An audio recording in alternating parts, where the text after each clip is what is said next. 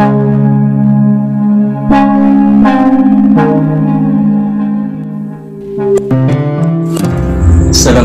warahmatullahi taala wabarakatuh. Waalaikumsalam. Bersua kembali dengan channel Apoy Madura. Kali ini pembahasan kita akan mengupas seni tradisi atau semacam tradisi atau juga bisa dikatakan lelaku yang masih bersifat tradisional, tidak konvensional. Jadi kita ada apa maknanya sehingga lelaku tersebut dilakukan orang-orang dahulu dan sekarang tidak dilakukan. Apa akibat eksesnya ketika hal tersebut tidak dilakukan? Itu kita berdebat. Oke, kali ini masih bersama kami dengan channel Apoy Madura. Saya didampingi oleh budayawan Sumeneb, Kota Keris Sumeneb, yaitu Bapak Agus Sugiarto. Tidak bosan-bosannya kami juga menyampaikan tentang biodata. Beliau adalah Kepala Sekolah SDN Panangan 3, juga beliau merupakan guru penggerak satu-satunya jenjang sekolah dasar di Kecamatan Pasongsongan, Kabupaten Sumeneb. Baiklah, mengalir saja ya Bang ya. Mengalir saja, karena memang kita pertemuannya tidak diatur. Jadi Bang Yanka cuma telepon, "Bang, saya ke rumah sampean." Dah, sini. Karena Bapak Agus Sugiarto sebenarnya banyak kesibukan beliau, tapi masih menyempatkan untuk bisa bersua dengan saya, berkumpul bersama kembali untuk membahas, membedah tradisi Madura yang kadang-kadang kebanyakan masyarakat kita tidak lagi peduli dengan kebudayaan tersebut. Padahal di balik unsur budaya, baik cerita rakyat, ritual dan sebagainya itu ternyata mengandung makna yang filosofis yang luar biasa. Oke, sekali ini spesifik yaitu tentang apa Pak? Kali ini spesifik yaitu tentang mengapa leluhur kita dulu, nenek kita dulu, ketika menanak nasi itu menggunakan polok ya, sebangsa wadah dari tembikar ya, dari tanah liat ya, itu tembikar yang untuk menanak nasi gitu ya. Polok itu ya, semacam panci tanak nasi ya, penanak nasi. Oke, bagaimana Bang? Baiklah, terima kasih atas waktunya. Saya juga tidak bosannya untuk mengucapkan jempol kepada channel Apoy Madura, karena dengan keterbatasan yang ada tetap eksis, tidak bosan-bosan, karena dari jauh datang ke sini peduli kita. Jadi kalau kita, siapa lagi yang peduli? Kalau bukan sekarang, kapan kita mulai? Walaupun sekitar 4 kilo ke sini, jalannya rusak gitu. Jadi hanya membantu. Masih belum hujan, kalau sudah hujan sudah nggak bisa keluar lagi. Dan sengaja kami memakai ini, bukti ini identik dengan baju Solo atau Jogja, tradisional sana. Ini Bali, jadi ini Madura gitu. Jadi agar kita punya gerakan untuk kembali melihat akar-akar budaya leluhur kita yang ternyata menyimpan kearifan yang luar biasa. Baiklah, tapi sebelumnya Bang Yankai, sebelumnya saya mohon maaf kepada para penyusup seperti biasa gitu ya. Bukan maksud kami berdua menggurui, merasa lebih pintar, merasa lebih mampu dan sebagainya, tidak. Jadi ini hanyalah karena ini satu perspektif saja, barangkali ada sudut pandang yang lain gitu ya. Monggo dipersilakan. Bahkan kami siap untuk menerima masukan. Barangkali nanti ada rekan-rekan yang mau membahas apa, kita siap untuk memvideokan di channel Apoy Madura gitu ya. Seperti kemarin, jadi ada putra dari guru kita Bapak Habibie Rahim gitu ya. Ternyata beliau sangat peduli dan berterima kasih malah. Dan saya juga diberi pengetahuan bahwa pencipta Sandurindang adalah guru saya sendiri. Jadi, merasa satu kehormatan saya bisa membedah dari hasil karya guru saya, aransemennya Pak Ahmad Bridge. Padahal kita nggak tahu, yang kita tahu adalah lagu dolanan itu sangat akrab itu aja gitu ya. Jadi, baiklah, tapi gini aja Bang ya, untuk memulai kita terlebih dahulu ya. Waktu ya. Nah, kita mengirim Al-Fatihah kepada guru kita yaitu Bapak Ibrahim. Semoga beliau jadi tenang dalam sana dan menerima pahalanya, diterima oleh Allah Subhanahu wa taala, dilapangkan kuburannya Bang. Baiklah, syaulillahi lahumul Fatihah. A'udzubillahi minasyaitonir rajim. Bismillahirrahmanirrahim. Alhamdulillah.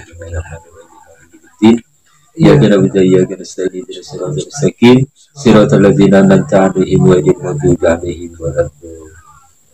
Nah, kita akan membedah yaitu tentang tradisi nenek kita dulu memasak, memakai, bahkan peralatannya sehari-hari identik dengan tanah liat. Iya. Apa tempat minumnya, tempat menanam. Kalau tempat minumnya, kalau bagaimana gentong ya. Kalau di Jawa mungkin gentong mungkin ya. Terus tempat airnya itu apa? Ceret ya. Juga ada di tanah liat. Ada di tanah liat. Ada apa kok tanah liat? Ada apa kok tanah liat? Kita udah bersama. Iya.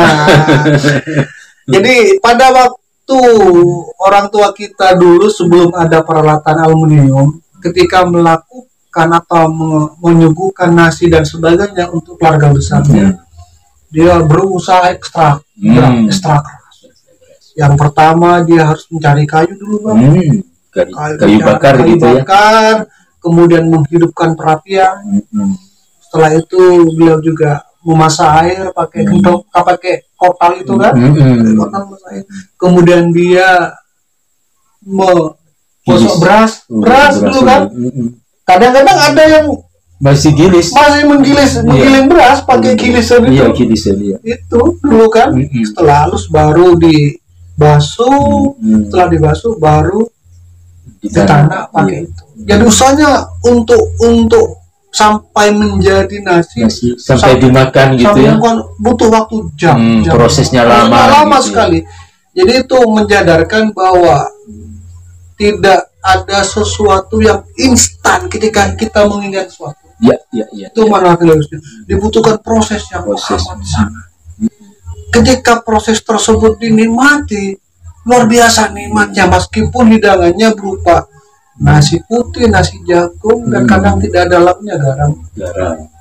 Yang penting ada kuahnya, kuah gengan ya, dengan merokit. Jadi itu mendidik kepada para putra-putrinya bahwa untuk menikmati sesuatu hasil itu harus ada proses dari awal, di mana prosesnya dibutuhkan perjuangan, pengorbanan dan sebagainya kan. Jadi ketika sudah matang bisa dimakan, nikmat ya, luar biasa. Itu maknanya. Nah, sekarang kita bedah mengapa menggunakan polo. Polo ini bisa diakronimkan orang sepongolok. Polo orang sepongolok. Orang tua. Ketika seorang anak, kita ketahui bahwa manusia itu ada unsur tanah, ya kan? Manusia ada unsur tanah, ada angin, ada air, ada api. Kita ada unsur tanah. Manusia ada unsur tanah. Dan kita yang dimakan beras dan sebagainya ada unsur air, iya kan? Ada unsur beras juga. Di situ juga ada unsur tanah. Dimasak dengan api. Nah, ketika dimasak kita makan. Dan hasil penelitian ketika menggunakan bahan dari tanah liat, ternyata kandungan di dalam beras tersebut, kandungan apa? Nutrisinya. Karbohidratnya apanya itu yang menyebabkan seorang menderita kencing manis? Karbohidratnya itu turun. Terserap mungkin dengan mungkin proses karbohidratnya turun ketika masak pakai bahan tanah liat. Turun. Jadi nenek moyang kita ini dulu tidak ada yang kena diabetes. luar biasa. Karena dari awal untuk memasak nasi perjuangannya sudah keringat keluar, mengeluarkan keringat ya, dari bahan kayu bakar gitu. Bahannya lempung, ternyata bahan lempung tersebut ternyata luar biasa, bisa menurunkan kadar karbohidrat yang ada di dalam darah, yang menyebabkan yang di dalam beras, sehingga ketika dimakan karbohidratnya rendah, tidak ada yang kena kencing manis. Itu kelebihannya. Yang kedua, ketika seorang anak sudah makan setiap hari kan, pakai itu kan, kemudian setelah besar, anak tersebut merantau, keluar kemana. Ketika orang tuanya ada perasaan rindu, sering kan, rindu.